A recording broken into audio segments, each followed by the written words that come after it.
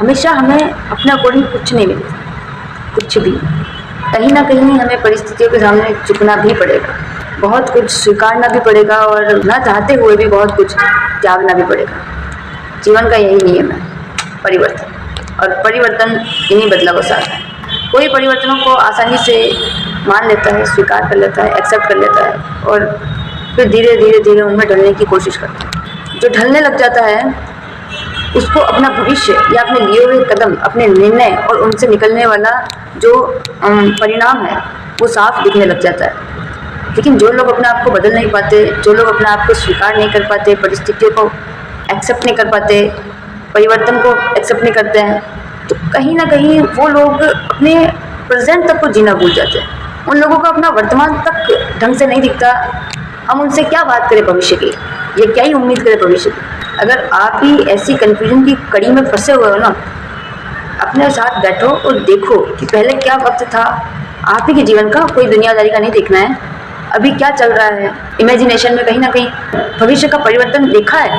अगर हाँ, तो क्या सच में वो परिवर्तन अच्छा वाला, सच में वो परिवर्तन वर्तमान में कुछ ना कुछ बदलने पर ही आएगा ना। मतलब अगर आपने कुछ देखा है कि हाँ भविष्य में ऐसा ऐसा हो सकता है, मेरा फ्यूचर ऐसा ऐसा हो सकता है, तो कहीं ना कहीं आपको ये भी तो स्वीकारना पड़ेगा। हर इंसान के लिए उसका पास सबसे भारी चीज़ होती है, सबसे गहरी चीज़ होती है। सबकी लाइफ में होता है, आपकी लाइफ में भी हो सकता है, मेरी लाइफ में भी है, ऐसी बात नहीं है।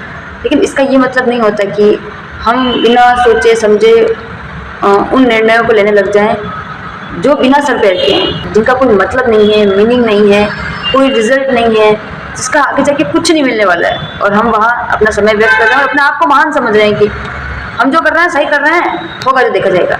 अरे क्यों होगा जो देखा जाएगा भाई?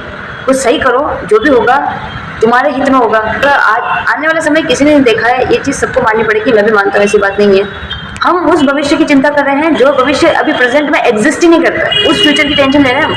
अगर कोई ऐसा है ना कि ज़्यादा ओवर थिंक कर रहा है फ्यूचर को लेकर, तो तुम ऐसे फ्यूचर के ऊपर टाइम वेस्ट कर रहे हो या उसको इमेजिन कर रहे हो और परेशान हो रहे हो, ओवर थिंकिंग कर रहे हो, ओवर रिएक्ट कर रहे हो खुद के साथ या अपने दोस्तों के साथ, रिलेटिव, फैमिली के साथ। जो भविष्य एग्जिस्ट ही नहीं करता प्रेजेंट में। इस दुनिया में, इस संसार में, इस यूनिवर्स में सिर्फ एक ही चीज़ एग्जिस्ट करती है, वो है टाइम और प्रेजेंट। बस, इनफ। इन दो को जो समझ गया और इनके अकॉर्डिंग अपने आप को जिसने डाल लिया, वो उस बंदे को ना तो कन्फ्यूजन होगा, ना वो भटकेगा और ना वो फंसेगा।